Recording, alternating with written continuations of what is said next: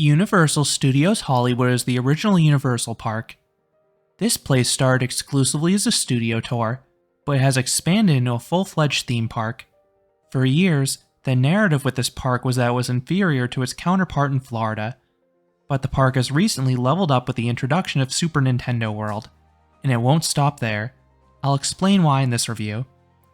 Universal Pictures was founded back in 1912. Just a few years later, in 1915, the company purchased a 230-acre plot of land in Los Angeles. This was transformed into an unincorporated area now known as Universal City, and the company used it to build Universal Studios. This is still an active studio backlot to this very day. Studio tours began as early as 1915, but they were halted in the late 1920s because sound stages were not adequately soundproofed. Tours were reintroduced in 1964. After the Screen Actors Guild introduced a rule in 1968 prohibiting visitors from going into active sound stages, Universal had to reimagine the tram tour. This led to Universal adding special experiences onto the attraction over the years, such as Earthquake and Jaws. While the specific experiences have changed over the years, the overall format has remained the same. The studio tour was so popular that Universal slowly decided to build a theme park around it. A series of shows were added in the 1970s and 1980s. Then the park started adding mechanical rides in the 1990s, and they have not looked back. The success of this park has spawned additional Universal properties across the globe. The largest resort can be found in Orlando, as it features multiple parks. You have a movie studio theme park in Universal Studios Florida. You have Islands of Adventure, which is arguably the best park in the chain. Then you have the Volcano Bay Water Park. And lastly, Epic Universe, a third theme park, will open in 2025. Then you can also find other Universal parks in Japan, Singapore, and Beijing. And a smaller Universal park is also being planned for Texas. The company also owns Spain's PortAventura from 1998 to 2004, but there are rumors they may repurchase this park in the future. But back to Universal Studios Hollywood. This park has always been pressed for space. While Universal owns 425 acres here, much of that is dedicated to the studio backlot. Only 80 acres is dedicated to the theme park, and not all of that land has been easy to build on. The park is split into an upper and lower lot. Separating these two areas is a roughly 200-foot or 61-meter tall hill. To get between them, you have to take a series of escalators, or you can be a fitness freak and just take the stairs. If you cannot take stairs or escalators, you can use a combination of an elevator and a shuttle bus to go between the two levels. Until recently, Universal has not built a single ride in this hill, but that will change with the upcoming Fast and Furious coaster, but more on that later. Due to the lack of land, Universal often has to remove something to add new attractions. That is why older attractions like E.T. have been phased out for newer rides like Revenge of the Mummy. Or the park has demolished a former soundstage in favor of an amusement ride, like they did with Transformers. Now let's talk about the arrival experience. If you drive your own car, you will park in one of the property's parking garages. And in a clever use of space, part of the park is quite literally built on top of the parking garages. There are 3 parking options: General, Preferred, and Front Gate. General costs $30. You will have a roughly 10 to 15 minute walk to the front gate. Preferred costs $50. You will be in the same garages as General, but you will have a spot closer to the exit. Both these options have discounts after 5 p.m., except during Hollywood Horror Nights. Make sure to note where you're parked, because it can be a royal pain to find your car at the end of the day if you forget which garage, level, or spot you're parked in. Front gate costs $70, but it will place you mere feet from the main entrance, hence the name. From the parking garage, you head through City Walk. This is a big entertainment area with shopping and food options. This place is lively with all the fancy storefronts and signage, particularly at night when they're illuminated. Then, because of the proximity, it is easy to leave the park for an hour midday to grab something to eat here. Then you reach the main entrance, and it is iconic. You have the famous Universal globe spinning about. Then you have the giant entry archway, and the park quite literally has the red carpet rolled out for you. Your entry experience could be streamlined if you arrive using other transportation methods. You can take a Red Line train to Universal/Studio City Station. From there, it is a half-mile walk, but it's all uphill. Or you can catch a complimentary shuttle bus to the main entrance. This station is convenient if you're coming from downtown Los Angeles, but you will need multiple switchovers if you're coming from LAX Airport or Disneyland. Alternatively, many hotels near Universal offer free shuttle buses to the park. These typically drop you off at the main entrance as well.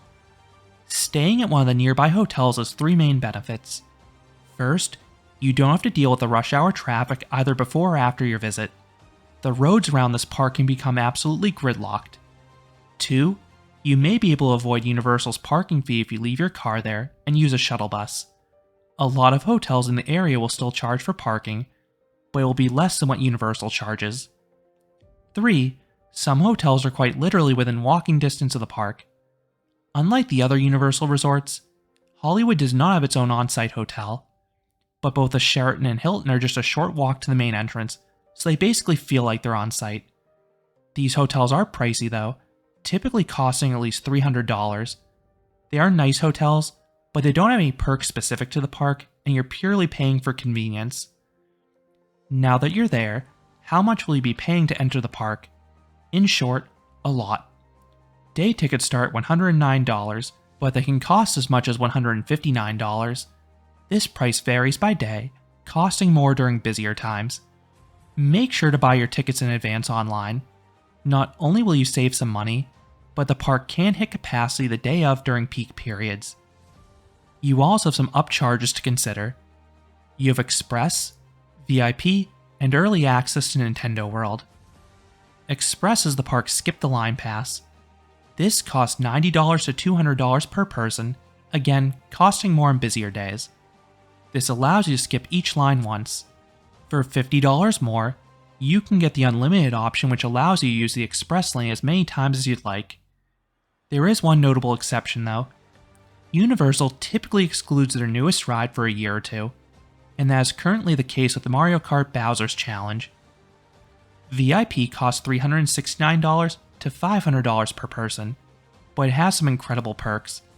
It not only includes admission, but you get unlimited Express valid for every attraction, including the new ones. Keep in mind, admission and unlimited Express alone can cost $250 to $360 per day per person alone. And on top of that, you get lunch and a special studio tour where you can dismount from the tram. The final extra to consider is early access to Super Nintendo World. This is the extra I strongly recommend. It will massively improve your day, arguably more so than Express. For $20 to $30 per person, you get to enter Nintendo World an hour early. To maximize your time, you want to be at the front gate at least a half hour before early entry starts. Otherwise, you will waste time walking from the garage and through the park. It is at least a 15-minute walk from the parking garages, plus a 15-minute walk from the main entrance to Nintendo World, because it's in the very back of the park at the bottom of that hill. Early entry has 3 main benefits. First, you can see the land with minimal crowds. This means you will not have to wait long for the minigames or the Mario Kart ride. The latter routinely has had 2 to 3 hour waits. Meanwhile, you can have minimal to no waits for everything during early entry. Second, Nintendo World often has a virtual queue system to enter the land by the late morning.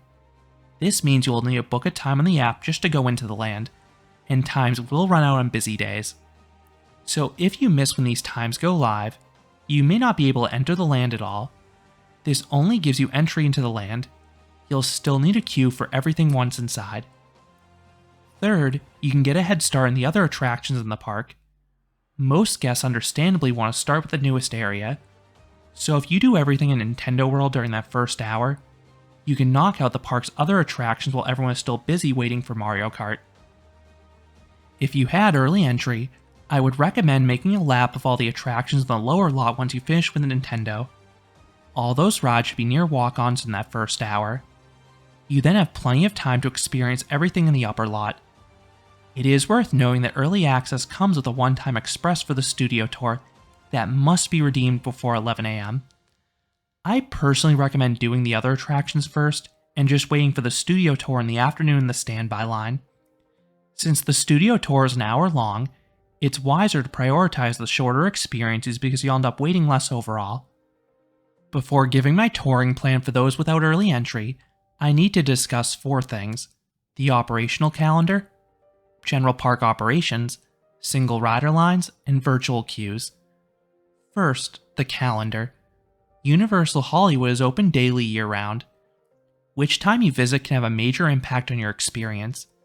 For the lightest crowds, I recommend visiting between September through February. There are 2 caveats with that. 1. Avoid school vacation weeks. The weeks around Thanksgiving and Christmas in particular are miserable. 2.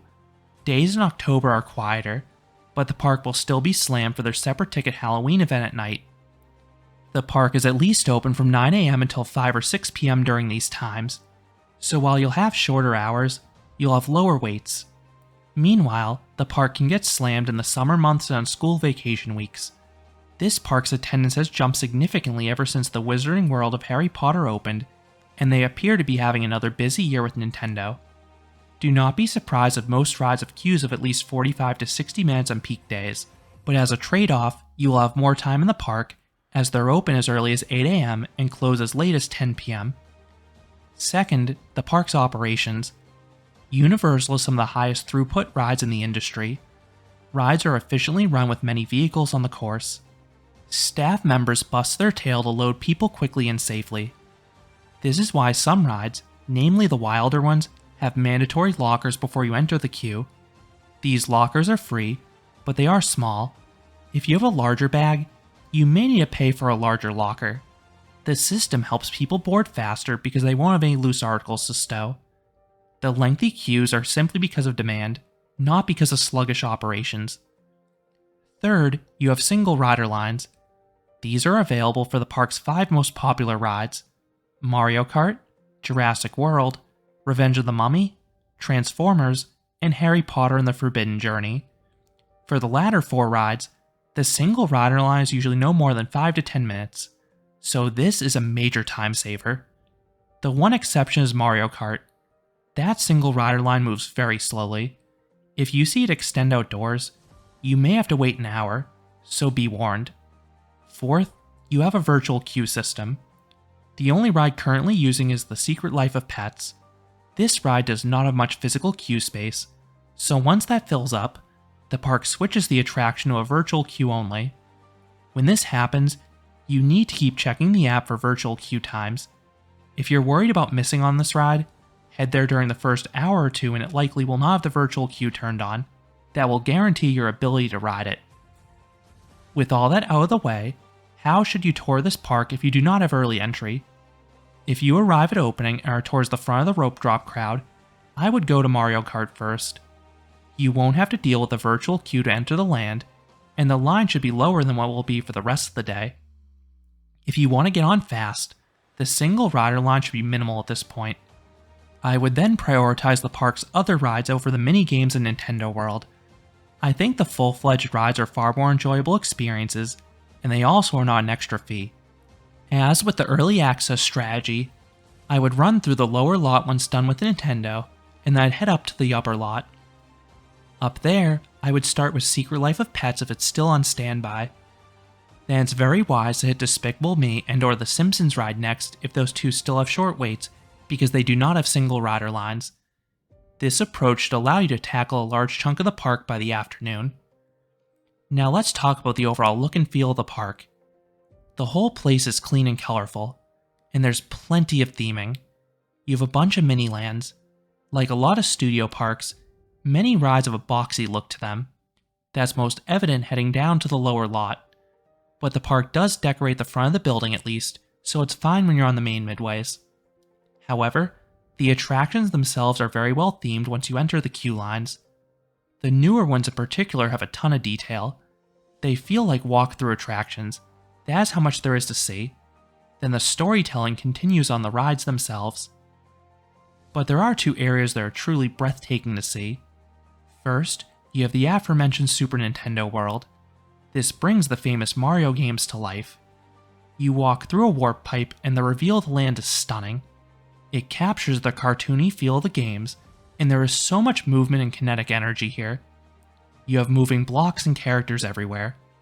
And if you purchase a $40 band, you can interact with many elements of the land and participate in the minigames too. While this feature is cool, I think it's a bit pricey if you're visiting for just a day. I think it has far more value if you're a local who plans to visit multiple times. Second is the Wizarding World of Harry Potter. There is so much detail here. You have a beautiful street populated with snow-covered shops. There are all sorts of little details to see. Then the land leads to a large and picturesque Hogwarts castle. You can purchase a wand here to trigger some animations as you walk through the area, but as with Nintendo World, this is a pricey upcharge. Wands will cost you at least $60 per person, so I personally think they're not worth it. The biggest downside with these two lands is that they are physically not very big, so they can become uncomfortably crowded most days. Heading there early is the only way to combat this. I would rather have short waits at the park's other rides though and deal with swarms of crowds going through the land itself, but it's all personal preference. Another smaller land that is well done is Springfield. You have all sorts of shops plus photo opportunities. I particularly like Slideshow Bob scaling the side of the jail. Along with the themed areas, the sight lines looking down the hill are incredible. You get an amazing view of the backlot and the mountainous skyline in the distance. This makes the escalator ride between the upper and lower lot an attraction in itself.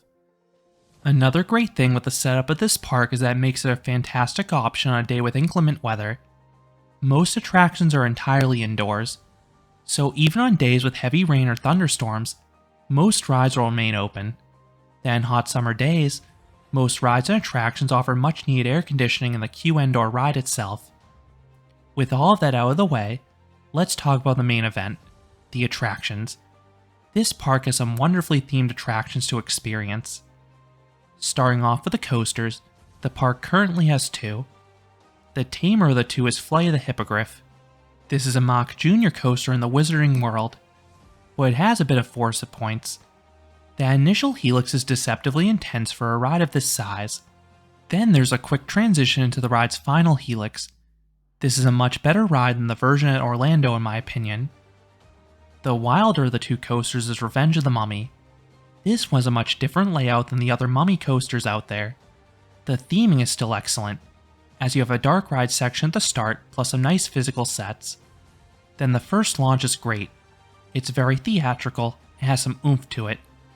Then the main coaster section is less extreme than the other mummy coasters, namely because it repurposed the show building from the old ET ride. But you still get a few spots of floater airtime and decently forceful turns. What this one does better is the backward section. It is much longer and more involved. While this ride is good, it's not a high thrill coaster. That has always been this park's biggest gap. The proximity to the working sound stage has been a major obstacle for this park in the past. That is why you'll find so many rides with indoor portions, but the park appears to have found a solution for the new Fast and Furious coaster. It will carve its way down the hill between the upper and lower lots. Remember, this is a 20-story hill, so this ride will be absolutely massive.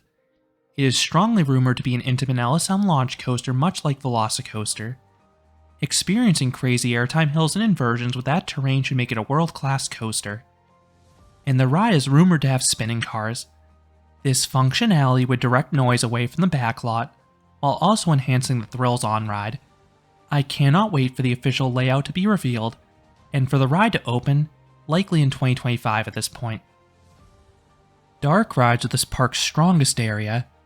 Few parks are better than Universal Hollywood in this department. Let's start with the newest of the bunch, Mario Kart Bowser's Challenge. While a slow-moving dark ride is not the ride system I would have picked for a Mario Kart ride, it is a ton of fun. It feels like a next-generation take on a shooting dark ride. You wear augmented reality headsets. You then follow on-screen prompts where to turn your wheel. Then you can fire shells at enemies. It's based on where you look. The physical sets have a good amount of detail, and then it's fun looking around them for the virtual characters. The biggest con with this ride is that you have a limited amount of ammo, so you cannot fire blindly at everything or you'll run out. The best dark ride here is still Harry Potter and the Forbidden Journey. This combines grand set pieces with wild action. You have a mix of large props, including a large dragon, an animated Whomping Willow, and multiple Dementors. Then you also have screens with all the popular characters from the film, and the ride system is incredible. It is a robotic arm that flings you about, making it a genuine thrill ride with all those visuals. Transformers The Ride 3D is another action-packed dark ride. This is a 3D simulator on a track. You have some well-timed motion with busy screen-based action sequences. I'm not the biggest fan of the Transformers films, but you'll see all sorts of fighting moving scene to scene. The Simpsons ride is a rowdy motion simulator. There is a ton of movement. Then you have a zany adventure filmed with irreverent humor the Simpsons are known for, including some jokes poking fun at nearby rivals like Disney and SeaWorld. The visuals may not be as crisp as newer dark rides, but the comedy and motion make it a good overall ride. Kung Fu Panda Adventure is another enjoyable motion simulator. This one has far better animation while also capturing the humor of the film franchise. The motion is fine, and the fight sequences are cool, especially the one towards the end when the screen suddenly expands. Despicable Me Minion Mayhem finishes out the park's trio of simulators. I have not ridden the version in Hollywood, but I have done the one in Florida, and have heard it's a nearly identical ride experience. It's another chaotic motion simulator. The motion is fine, but the plot is not nearly as satisfying as the prior two simulators, but it is a must for kids who love the film franchise. Secret Life of Pets is an Omnimover dark ride recently added. After adding a lot of attractions heavily relying on screens, this one has detailed physical sets start to finish. You see all the characters from the film, and you may need a few rides to appreciate all the details. There is a lot to see. Then the queue line is incredible with multiple animatronics even before you board. Then you have Jurassic World The Ride, which doubles as a dark ride in the park's lone water ride. It's basically a flume ride through some large set pieces. The scale of the tank at the opening is mighty impressive. Then you pass a series of giant dinosaurs, but the highlight is the second half. The indoor section not only features the actors from the film, but you also have an awe-inspiring finale where a T-Rex fights an Indominus Rex above your head. These are two of the largest animatronics out there, so seeing them brawl is sweet. Then you have a steep 8-story plunge that you'll feel in your gut. This is followed by a refreshing final splash. Just be careful if you're in the very front right seat though. That seat will get soaked because the final splash has a tendency to rebound off the wall and land in their lap. While technically not a dark ride, the studio tour basically feels like one. It is an hour-long narrated journey through the back lot. The guides are great. Not only do you learn about the sound stages and see actual movie props, but you have those themed experiences I mentioned earlier. You have 2 lengthy immersion tunnels for both King Kong and Fast and Furious. And then you also have the earthquake sequence with fire and a flash flood, and that's just to name a few. This ride is the heart and soul of the park and should not be missed. This park, like all the Universal parks, doesn't build many flat rides. The park prefers more unique experiences. That is why you'll only find one flat ride here in Super Silly Funland. It is just a themed Dumbo type ride, but is good for kids. As are the play areas in Super Silly Funland, and another one down by Jurassic World. I like how you have a playground in both the upper and lower lot to keep kids entertained. Moving on to the shows, Universal used to have a lot more, but they recently closed both the Animal Actors and Special Effects show for the aforementioned Fast and Furious coaster. Thankfully, the park still has Waterworld, which is one of the best theme park shows of all time. This is a fantastic live-action show with jet skis, fighting, and fire effects. I particularly love the finale with the plane shooting over the stage, followed by a series of explosions. And all of the actors, particularly the main villain, had a lot of charisma and showmanship. You may also want to visit this park during Halloween or Christmas. These times come with some added attractions. Let's start with the park's award-winning Halloween Horror Nights. This runs from September through October. Tickets cost $74 to $107 online, and make sure to buy them in advance. They cost way more in person, and the event tends to sell out. As with daily admission, you can upgrade to VIP Tours and Express for similar prices.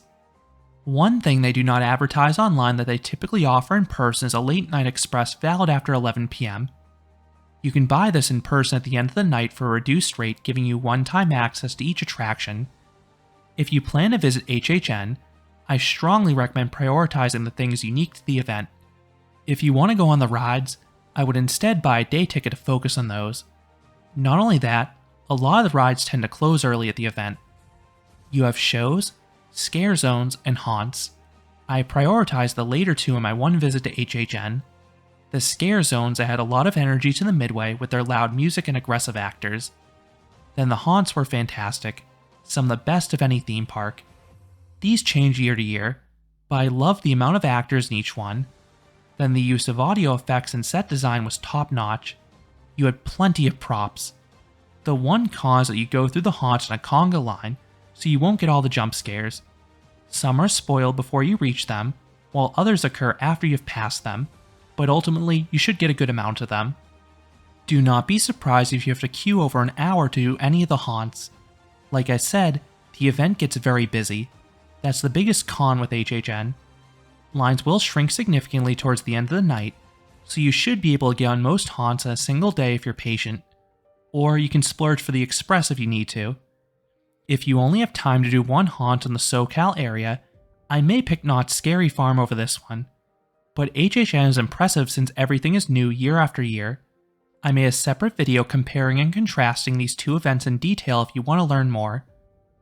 For Christmas, you have some special appearances by the Grinch and added effects in the Wizarding World, most notably an amazing projection show on the castle itself. Moving on to the food, there are some great options at this park. My favorite place to eat inside the park is easily the Three Broomsticks in the Wizarding World. This is a quick service restaurant with traditional English fare. The fish and chips in particular are incredible. Then while I don't like sweets, getting a butterbeer is a must while you're at this park if you like them. There's a reason it's one of the most popular snacks in any theme park. The park recently opened Toadstool Cafe. This place has been extremely popular, so much so that you need to head there early in the day just to get a reservation. I heard the food is decent, but I'd prefer to go elsewhere because it's much less of a hassle. The food inside the park tends to be on the pricier side, which isn't too surprising. If you want a full-service sit-down meal, I would recommend heading out to City Walk for an hour. You can find all different types of food there. So do I recommend Universal Studios Hollywood? I sure do. This is a great park. The theming is what makes it for me, both walking down the midways and on the rides themselves. The dark rides here are truly incredible. Then you also have the long and unique studio tour that you cannot find at any other theme park. This place can get busy, no denying that, but I've never had a problem doing everything here in a day between the efficient operations and single rider lines. While I think Islands of Adventure is still far and away the best Universal park in the US, Nintendo World may make this a better park than Universal Studios Florida, and it most definitely will be the better park once the Fast and Furious coaster opens. That will transform the Hollywood park from one I hit occasionally when I'm in SoCal to a must-each trip. What time you visit depends on your interests. If you love Halloween haunts, I would try to visit in the fall when you can take advantage of the combo ticket for both a day to ride the normal rides and an evening to do the HHN experiences. As for how much time you'll need, I think a full day is sufficient. Just arrive at opening and you should have no trouble doing everything in one day. So those are my thoughts on Universal Studios Hollywood, the original Universal theme park. What are your thoughts on this park? Whether it be the theming, rides, or anything else, let me know down in the comments. If you enjoyed this review, I would appreciate it if you gave this video a like, and you considered subscribing, because there'll be a lot more roller coaster and amusement park videos here at Canopy Coaster. Thanks for watching.